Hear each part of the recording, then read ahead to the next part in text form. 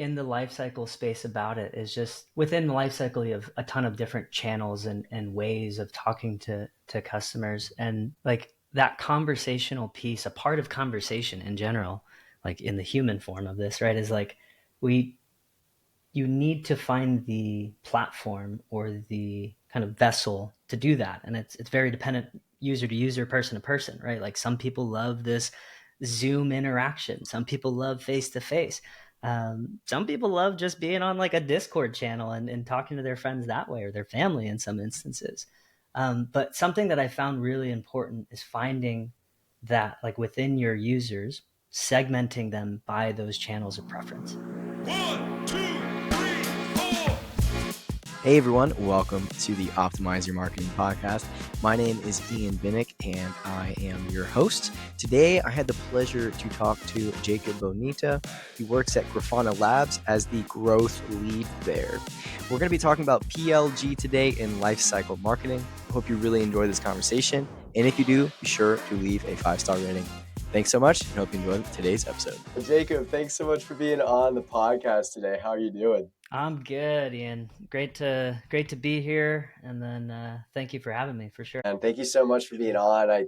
Like we mentioned before, it took us so many tries to get this to work. So I think fate is just going to make this a pretty great conversation. So I can't wait to get into the answers, man.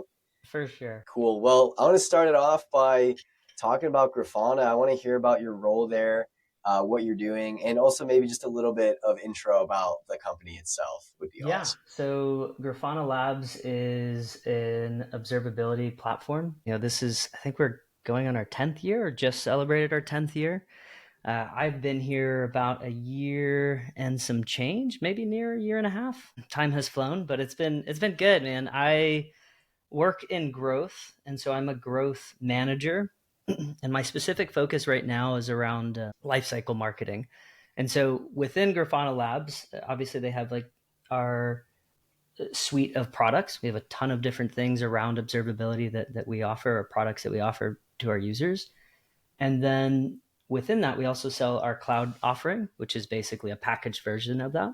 And I specifically work within that group. So I focus primarily on the self-serve experience and those users within that.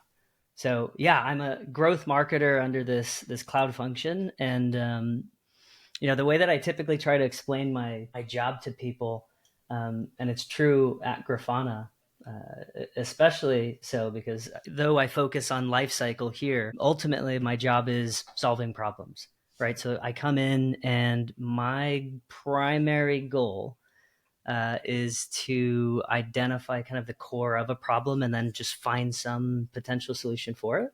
So in a lot of ways, I explain what I do as part-time investigator, part-time therapist. And, as somebody who also works in the optimization space, especially working with clients, like it's likely the most important part of my job is to understand that at the end of the day, when I am looking for those solutions or problems, there's typically somebody who has already worked on something about it, or maybe I'm optimizing that thing that person has worked on. So there's a lot of empathy that's needed in being able to like build that trust with that stakeholder and kind of get them to champion that problem with you. So that's what I do. And Grafana, in a very tiny nutshell, we do so much, but I think as a high level, that's what we're up to. That's so cool. So many things about your role just kind of give me a little bit of like flashbacks to my last full-time role. So Yeah. I was a growth lead at a venture studio. Mm-hmm. And so I was kind of doing like a similar thing, right? Like all of these like investment companies, they have problems and you need to identify them. And what's really cool about your experience is, I was like kind of snooping you a little bit on LinkedIn, and I saw you used to be an agency owner, which awesome, props to you, so cool. Yeah. And also you just like a lot of rich experience across a lot of different roles. So Oh yeah. I think in order to be in a role like yours, you need to have like a very better than just basic understanding of basically everything in the digital marketing ecosystem. So it's so cool that like you can just hop into this role And then people are like, okay, let's just talk to Jacob because he'll solve your problems for you. Like, that's so cool, man. I I love think that'd that. be probably the most flattering feedback someone could give me. I don't know if I've recalled somebody word for word saying that, but yeah, that would be that's the ideal, right? Like, and in a lot of ways, it's there's so many challenges that come with that as well. Because I mean, it's not even the common like phrase around like the idea of like master of none, right? Where like you're good at everything, but you're not really master. It's like, no, you have to be a master at a lot of these things. And I think ultimately like the success came from just my natural curiosity. I grew up as a why baby. I was put in therapy as a child because I couldn't stop asking why at like 2 or 3 years old. And, at the end of the day, my parents just wanted to say because I said so. But yeah, that's been a part of my career, is asking why. Like, why do we do something a certain way? And it's never, the intention is never to be fully controversial and anti what is happening today, anti-establishment. But the idea is really like that there's always another way to think about things. And so that curiosity has always been what has allowed me to be successful and willing to solve problems that some people don't even see as problems, right? So it's a fun job. I really love what I do. I don't know if I had told you, but I technically started my career when I was a musician nearing a decade ago, where like I didn't even know I was being a marketer, but I was trying to build this business, which was a band, and trying to tour with no money and like trying to Yeah. differentiate as a music group. I fell out of love with music, but then fell in love with this concept of growth and growing businesses overall. So there's a lot of reciprocity that I get out of this type of work, and it's really exciting for me. So Yeah, it's just so cool to talk to another growth lead that has a similar experience. I won't even get into some of mine. We'll save that for yeah. another podcast. But I'd love that, you're talking about growth, right? And hmm people hear this, people throw this word around a lot, but I would love to kind of get a little bit nitty gritty and talk about maybe like one or two of the strategies you've used before with the cloud offering or with it doesn't even have to be from Grafana. It could be from another one of your roles, right? Like, Yeah. I'd love to hear about some of the, tactics you might be using now or strategies you've used in the past that have helped actually drive growth for the organizations you've been working with. Yeah. Well, I think one of the bigger drivers, and I won't take full attribution, or I'll take whatever bare attribution I can for this, but like one of the biggest drivers for Grafana's success has been basically give it away, give it all away. Right? Give them the product and the how to build that product too.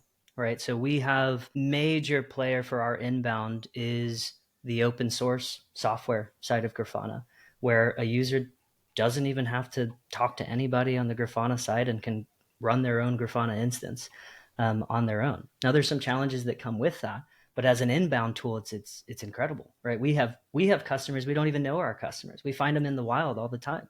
We'll see videos, right? We'll see, like a SpaceX video with a random Grafana dashboard, and you're like, what the heck? That's awesome. And so it's like it's a really cool perspective to have, but it's an incredibly useful inbound, like from a marketer's perspective, incredibly useful inbound strategy.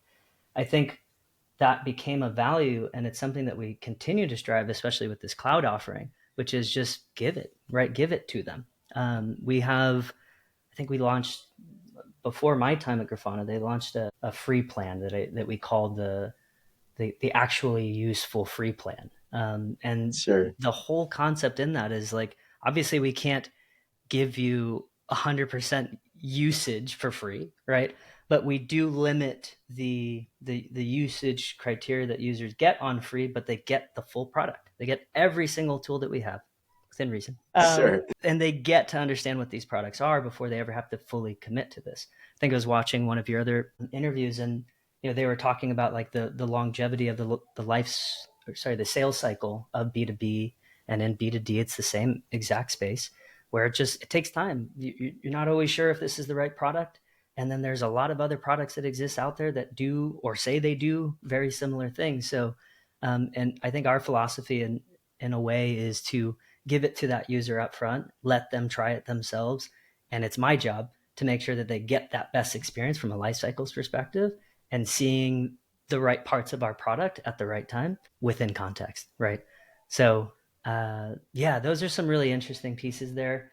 As far as like tactics and growth, I think it within lifecycle, it's from a self-service perspective, it's really easy to, or it's really hard to deliver personalized content when you don't know the full context of the conversation. So what I mean by that is in a traditional sales org or process, there's a rep per account, and that account has a few heads, right? A few faces, real people that are back there, and they can have that conversation with them. What are you using us for? What do you want to use us for? What are you not even considering us for? All of these questions that at scale, when I have tens of thousands of orgs signing up every single month and tens of thousands of users within those orgs, it's like, how do you have that conversation? Right? Because at the other side, there's this unspoken rule or relationship that you've decided, or boundary within that relationship, which dictates, don't sell to me. I'm here from a self-serve perspective. I only want to deal and figure this out on my own, and I want like minimal interference here. And so within that, a big challenge is like, how do you have that conversation? And how do you pass the sniff test ultimately when you do want to have that conversation, so that you're not marketing and you're not sales, which in the B2D space is a big no-no in general. So it's a lot of challenges in that. All that being said, is like, that's something that we work towards. We hold the inbox and we hold all of our messaging incredibly sacred. It's not untouchable, but it's incredibly sacred. And within that, what we try to do is personalize that messaging as much as possible and have these at scale conversations with these users. So we use in-app notifications a lot to basically have users self opt into things, like, and it's not necessarily even something that they fully know is they're being signed up for something, if that makes sense. Like, we're not necessarily using their data in any unhealthy way, but it's basically a great example is we have usage limit campaigns that basically, when a user hits a certain limit within their tier, we want to let them know. It's not always intentional. Sometimes it is. Long story short, when it isn't, we want to make sure our customers know that as soon as we know that, right, within data Yeah, limit reasons. And then we want to make sure that they have some way to reconcile, right? So we'll try to guide them through these bots to like self-service that support without having to, talk to support, right? Talk to our sales team. But on the back end there too, there's also the option for them to say, I did this. I wanted to do this. This is important to me. I'm scaling. Like, this is an important time period for our business. That's great for my sales team. They love seeing that, right? That's, sure, that's right? them Yeah, raising their hand saying, we want to use more of this. Please help.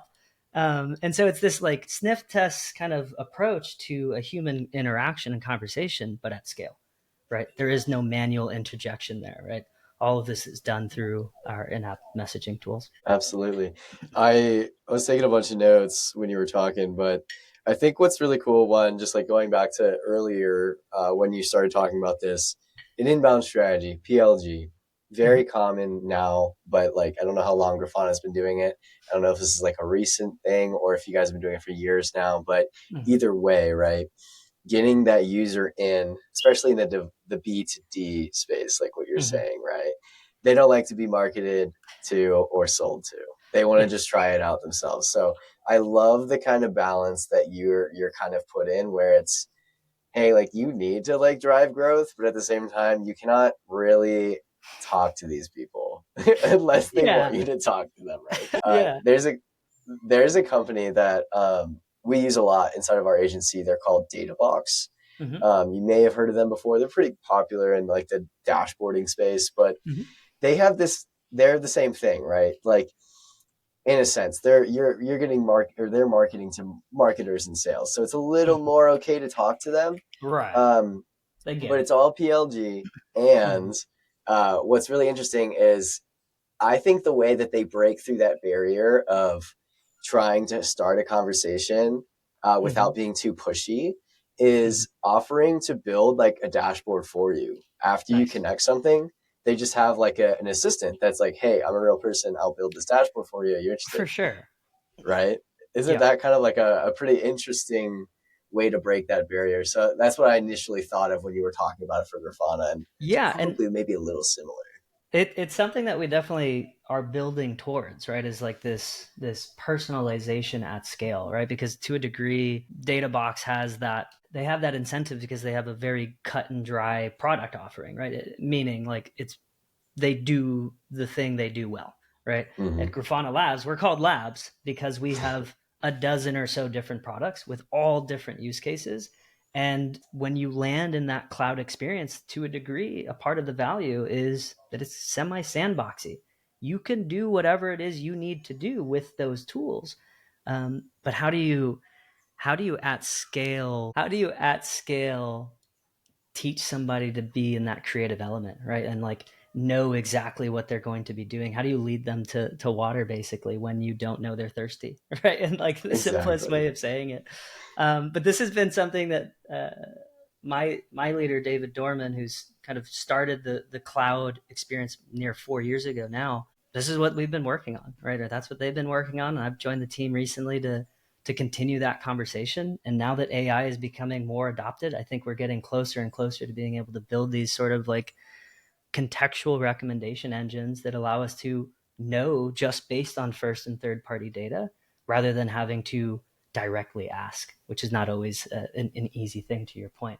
For what it's worth, we do talk to our customers and we can. Sure. they're, Yeah. they're not always against it. Like we have these conversations, but it's at scale. I mean, if I have literally tens of thousands of users coming in every single month, it's like I can't, even if I talk to five of them, like it's Yeah. not enough to really get to build out campaigns for that. I mean, a part of my work is to build, to a degree, like these drip campaigns or these point in time campaigns that talk to these use cases and share education around what products they're using. The challenge is if I branch that off just by product, I have 12 branches, right? 12 different versions of an email. And then just tactically, that gets incredibly difficult if I have hundreds of campaigns, right? So now for Hmm. every email I send, I need to send 12. So it's a problem and definitely an opportunity. I think that AI is a part of that solution. Absolutely. Yeah. I mean, it's kind of on a similar vein. I mean, one, what you were just talking about with the emails in our very first podcast in season two, Yeah, when we actually started having guests, we had John Farah on, and he owns like a whole lifecycle marketing agency, and nice, they do that. And he uses AI a lot to differentiate messages. for sure. So if anyone is interested in that, I highly recommend that episode. Yeah. And then what you were talking about with AI, I mean, we use AI a lot inside of our agency in a similar way to personalize, outbound emails that we're sending to Hmm. people and trying to get in contact with. So we have the AI like analyze the job title, analyze their about section on their LinkedIn, and Yep. then it's essentially writing that first sentence for us in an email, and then we're filling in the blanks afterwards with the kind of like our offer, right? But it kind of sounds like, I mean, you can do the same thing internally too, like with the marketing emails that you're doing, with those inbound leads that you have. Like it is getting incredibly personalized, which is really cool and also like maybe a little bit scary, but it's still great. It's great for the user I, I experience. would say it's less scary than those AI sales folks. I don't know if you've gotten one of those calls recently, but where they're I've got a literal. couple. Yeah, Yeah. they're those are the real spook But yeah. within that workflow. I am curious, like how is the AI like outbound world working, and like how's it been working for you? I haven't touched Yeah. outbound in a minute, for what it's worth.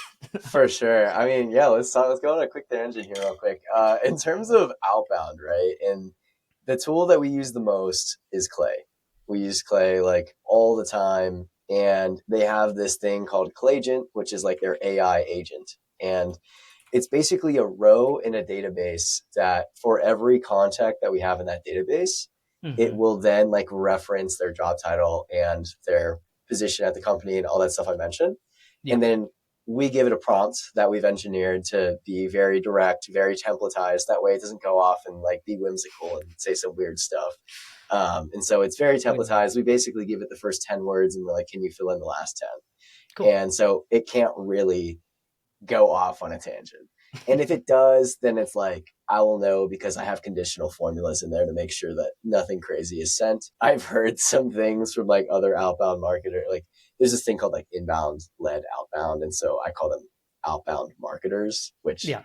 it's a whole thing, right? But, um, I've heard people people having the AI reference like posts on people's LinkedIn, and occasionally you'll have someone that posts something like really sad like on Oh, LinkedIn, yeah. and the AI will reference it in an email, and it's like not good. It's like, why Oh would you no, reference that, right? So we have like that is rough. conditionals in there to like, it's like avoid like sad topics, like, all this stuff, so you don't talk about that. But For sure.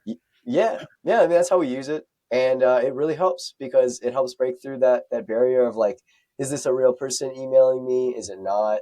Obviously, you have to follow all the best practices to land in their inbox, Oh yeah. um, and you're still putting in a lot of time to like build that database up, but it's the economies of scale of sending like hundreds of emails a day that really Yeah, works out. it changes the scale on the one to many, right? Like it, and this, it's really important right now for marketers and sales folks to be using it. It's definitely, like, to your point around like the prompt engineering side of it. You'll spend a lot of that if you're doing it for generative AI right now. Like, Mm-hmm. a lot of it is just how do I generate the right messaging with the right tone. Something that I've been working on is around that tone and style side of copywriting in general. And something that I found that actually AI does relatively pretty well is taking guidelines that you give it. So, for reference, self-serve guidelines, version 1 exists Mm-hmm. within my database, and I can give it that guideline and say only make recommendations based on these things and only write based like in this way, basically. And so I've written a few like automations to improve our copywriting processes using AI in that way. And that's been really helpful. So it's like, it's not necessarily Yeah. writing the emails, but it's kind of giving us this like this way to optimize the writing across different writers, if that makes sense.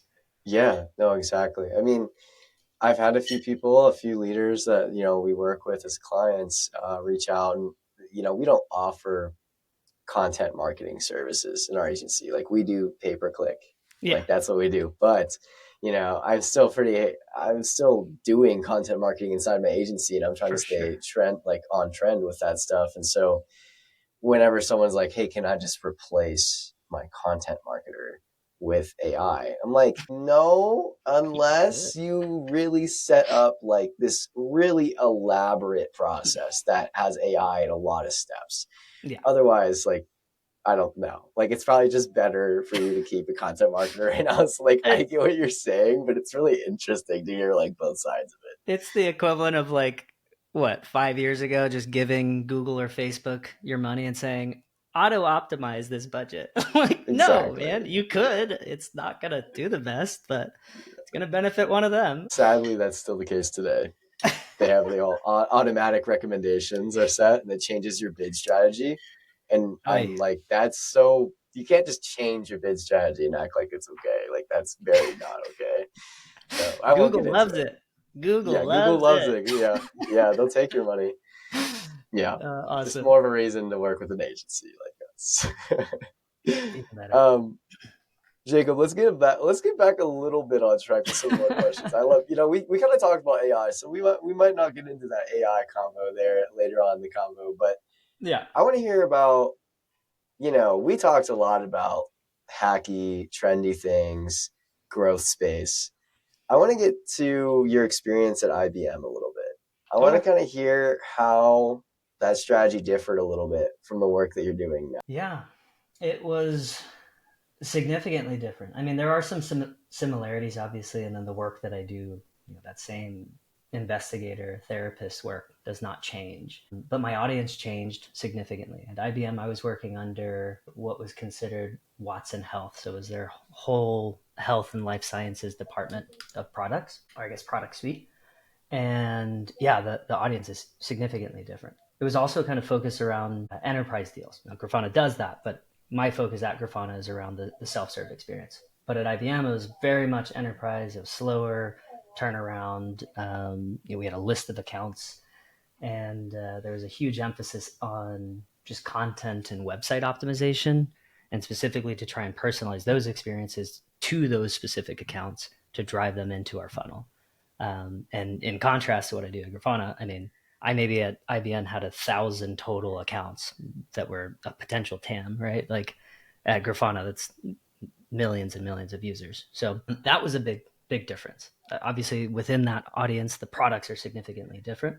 So, like being able to upskill onto these very niche products. I mean, these were life cycle, like clinical trial products that are significantly different than observability in Yeah. what I do today. But yeah, I think within that, though, there was a lot of the focuses and KPIs that we were held accountable to were different. And on top of that, IBM is just a huge corporate, or a huge organization, right? Like not even comparable, right, to a private company or a startup. But yeah, like one of the things that I found always interesting at IBM was their focus on, they termed it engagement, but I think it's used relatively and it's used in different areas. But basically, we cared about users looking at multiple pages on our website.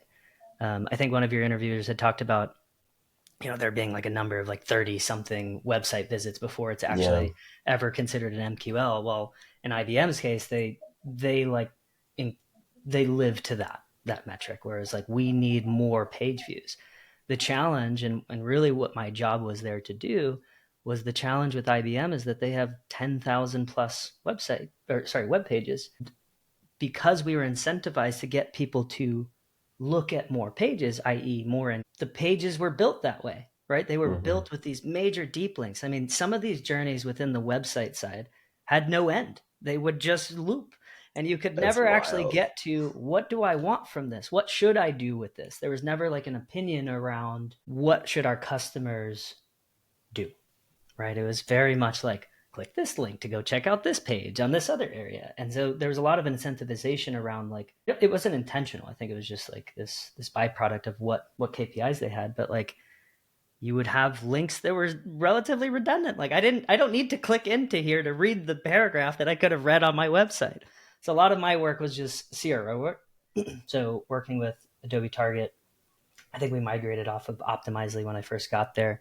But basically, generic CRO, like optimize the journey and optimize the content that they're viewing to try and drive additional inbound traffic. So did this for thousands and thousands of pages that we owned and millions of views and lots of inbound folk.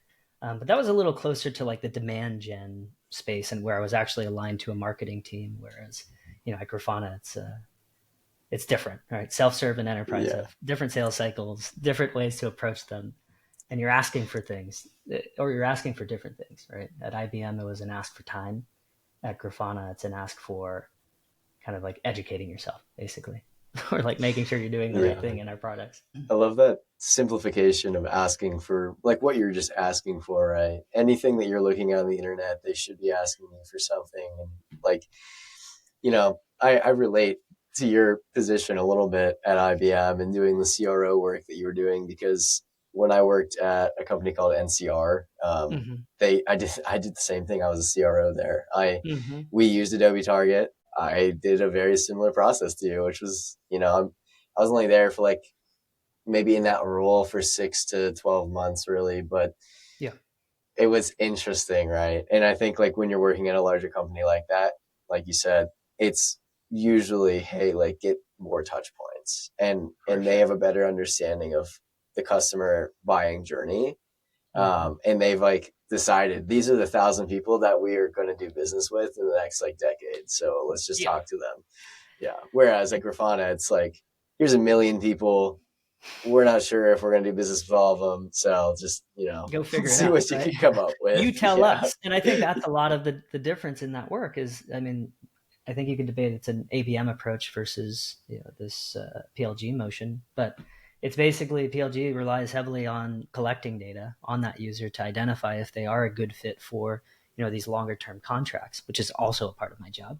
But then Mm-hmm. there's the maybe more direct ABM approach, which is just, here are those users, right? Here they are. Yeah. Get them to talk to us and give us their time, i.e., then money at some point. But yeah, it's Absolutely. it's definitely a stark contrast. I mean, I started my work in early stage. You mentioned agency work, like I did that. I tried my own agency in its own way. But yeah, I started very early stage, like 5, 10 people companies. And then I moved around, to the 30, 50, and then the 100, and then the few hundred. And then I somehow made it into IBM, which is a few 100,000 people who work there. And it was definitely an eye opener. And for what it's worth, like in growth, I think I've found a better home in this like hyper growth stage company. Makes sense, seems obvious, but Hmm. until you've done it, I think it's a little challenging to find. But yeah, at Grafana, like I think it's way better fitting for the type of work that we do in general, which is they have something that's working. You're not building necessarily everything from scratch. There is some data, there's some historical evidence of something working or not. Yeah. And they're also incredibly hungry and are scaling with extreme velocity, right? Like just growing and just excited and hungry. And like, I love that mood. But then they also have budgets, right? That helps in comparison to your Yeah. 10-person company where it's like, well, we're hungry, but we can't afford to eat. Yeah, so I definitely say like it was a great learning experience. I think it's actually where I really dove into that like empathetic marketing space, as I'll coin it. Whereas like in optimization, you deal with so many people, and so many people's work that you did not create from scratch, and this is their baby in a lot of ways, and this is just so important to them for one reason or another, especially at an IBM where they maybe that's their one project they've ever done or they've done for 10 years, and it was my job to tell them, hey, let's make it better. That's Yeah. not easy to do, but it was definitely a learning experience to like understand what was the right way to do that, what was the right way to approach these conversations, how do I ask for permission to tell you what I think, about something. And yeah, it was a great learning experience, definitely a challenge, but I'm happy to have been there. That's awesome. Yeah, I'm glad we got to touch on that because I think it really does bring it like full circle and kind of round Right. out your experience as a whole. So I want to get into my favorite two questions that I ask everybody on the Yeah. podcast. And it sounds like you've listened to a couple of ours, so you probably know what they are. But I would love to hear what you think is the most underrated marketing strategy or tactic in 2024. Underrated. Underrated's good. We do so much all the time, and we're always trying to learn. I think conversational marketing. I maybe touched on it a little earlier in like the how we approach it at Grafana. But I learned this thing in my music days where, I struggle with eye contact and maintaining that in a personal sense. And I learned in music how incredibly important it was on stage to make a connection with people, right? And it's something that I've carried for a while in marketing. And like I think at the end of the day, it ends up being this. How I look at that learning now is like we are people. We are looking for connection, and to get that in a marketing sense, you have to have an extreme understanding of your users, right? Of what they are, who they are, why they're there, what they learn to get there, things like that. And ultimately, like knowing those things make you better at this conversational marketing aspect.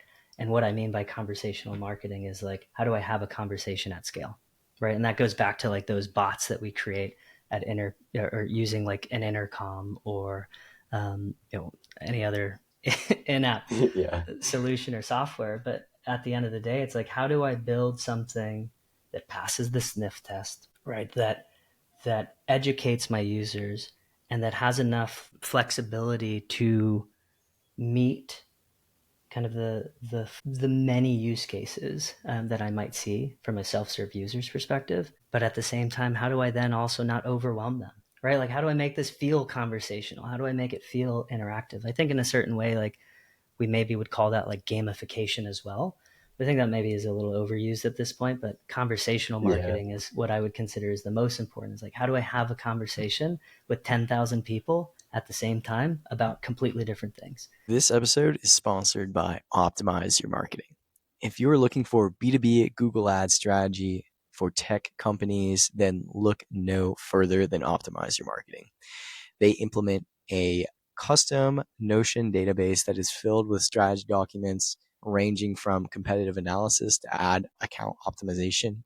If you're looking to optimize your Google Ads accounts with some next level strategy, then feel free to reach out to them at optimizeyourmarketing.io. Now, let's get back to the show. That's my underrated for sure. It's also not Yeah. easy for what it's worth. Oh, it's not, right. It's not at all. I mean, and I think that you can talk about conversational marketing in in like your sense, right, where you have 10,000 plus users, but you can also actually kind of talk about it in an agency sense where you Oh have yeah. like 10 prospects that you're talking to right now, and or maybe just like 100, right? Like if Hmm. you're doing a LinkedIn DM sequence, how do you do that without sending 5 paragraphs and overwhelming Right. the person that you've never talked to before, right? I Hmm. agree with you. I think especially this year, I was just on a call with another agency owner and they said this was probably the hardest year they've had with their agency. And they laughed at me because they're like, "You just started your agency this year. It's probably the worst year to start." And I was like, "Well, at least it's like the baseline for me. Right. Only up. Like, yeah, it's only Only up at up this from point." here. So I agree with you. I think it's all about developing that connection, Yeah. and not overwhelming the people you're trying to talk to. So You know what's great been insight. interesting in the life cycle space about it is just within the life cycle you have a ton of different channels and ways of talking to customers, and like that conversational piece, a part of conversation in general, like in the human form of this, right, is like we you need to find the platform or the kind of vessel to do that, and it's very dependent user to user, person to person, right? Like some people love this Zoom interaction, some people love face to face, some people love just being on like a Discord channel and talking to their friends that way, or their family in some instances. But something that I found really important is finding that, like within your users, segmenting them by those channels of preference, right? I've ran a few experiments at a few other companies even before this, where we try to identify within our user base, within the people that we are talking to every day, where do they actually have the most engagement. I've had a few B2B where it was like selling to marketing-esque e-com folks. And surprisingly enough, like we found that email was just dead. Like it was just not working for them. And they didn't Yeah, care. They just didn't open, or you'd get these bot interactions, right? Like the auto open interactions. yeah, They never actually respond to these things.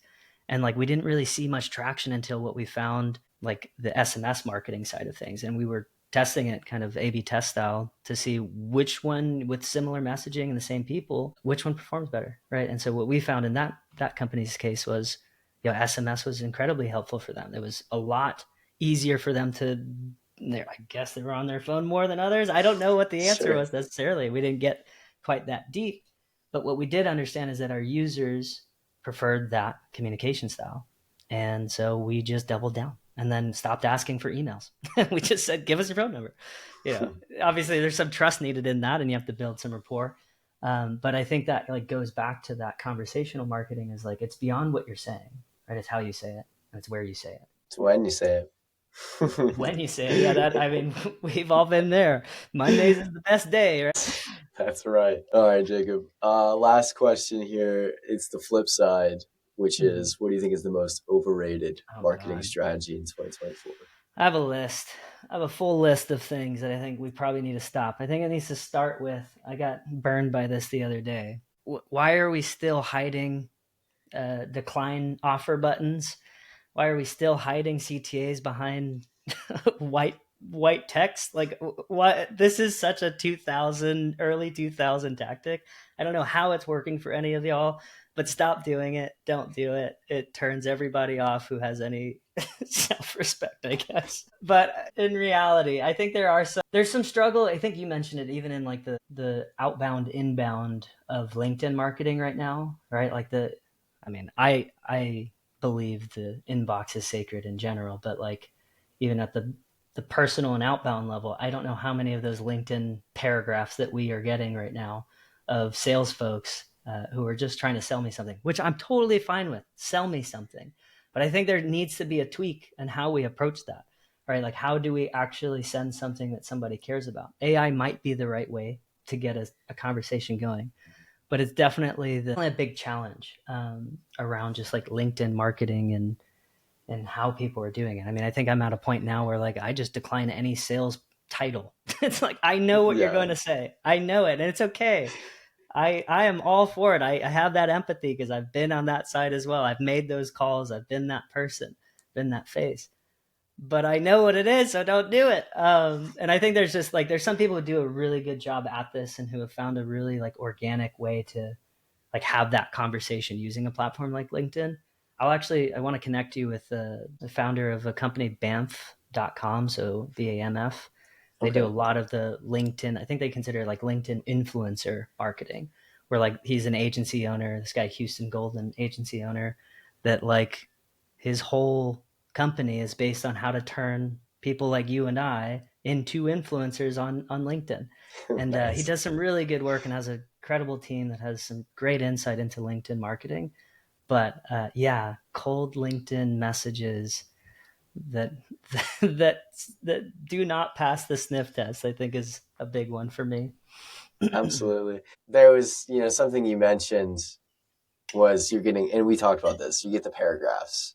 You get the paragraphs from people. So auto connects, there's ways around this. I don't think AI is part of it and you can solve it with like part of it, right? But I don't think that AI is like, oh, the saving grace now. Everything's changed because we're using AI in our LinkedIn DMs now, Yeah, which I know that's not what you're saying, but I think some people think that it lowers the barrier of entry for sure. So I feel like if anything, it's going to create a it's going to become more. initial problem, Yeah. right? Like we'll see more Yeah. of it because of it, but I think eventually it can become that. Yeah. I think and it like goes through my head anytime I write a message now or anytime I'm creating an ad or a landing page is I call it the bowling ball test. And it's basically like the bowling ball analogy kind of comes from when someone talks to you about something and anytime they say a buzzword, they hand you a bowling ball. And obviously, you can't hold on to more than like one or two bowling balls without just dropping them, right? Yeah. So that's like whenever I write a sales message, I'm thinking, what am I asking for in this message? Am I asking for not only am I trying to get a call with them, am I also trying to like take their time? Am I Yeah. also like, am I taking their time in the future? Am I taking their time now? So like when I send like if when I started out, I sent like maybe a paragraph or two, right? Oh, we've In all my done in it. my We have outbound. all done it. Don't worry. It Everyone's done it. happens. But you got to think about it. When you send your paragraph or two in your outbound, this is what you're asking. You're asking, hey, can I have 1 to 2 minutes of your time right now to read this message? Then can I have you respond to this message? And then can I have you book time with me? And then that's taking time in the future. Yeah. It's like you're asking for like three or four things. Whereas Yeah. if you just go in and one sentence or two max and you Yep. say, hey, like I have this free report. Can I give it to you? Yeah. Boom. And it's Dude. helpful. Like that's like you're asking for like one thing, and it's not Well, bad. it's this plague of asking for time. I mean, how much that is all we care about in B2B, right? Because it's the nearest thing to asking for money. I mean, it's Hmm. the next door neighbor to money, right? It's like the biggest ask we can ask that is free, ultimately. Exactly. And so it's such a challenge, and I'll definitely put that challenge out there to anybody: is what else can we ask for? What else is there? And I totally agree with you. I've had to learn this myself. Is like even in emails to colleagues, to coworkers, to friends, even text threads, ask for one thing. Ask for one thing first, only Hmm. one thing, and make sure it's very easy. I used to run some text message marketing where a big part of our success was that we asked these relatively Boolean yes no questions. Are you the Yeah. right person? Yes no. Yeah. It's like, how do I make this? A lot of the times we default to making it other people's problems, and by it I mean we make the work the other person's problem. How do I Hmm. make it so dead simple for you to answer this that it's a no-brainer, right? Yes, no. Oh, no, I don't care. Yes, I care, right? Yeah. Like you ask for my time, now I gotta go look at my schedule. Now I gotta go do I gotta go ask my family what are we up to next weekend. Like Exactly. there's a ton in that. So yeah, stop asking for time. This is great. This is great, Jacob.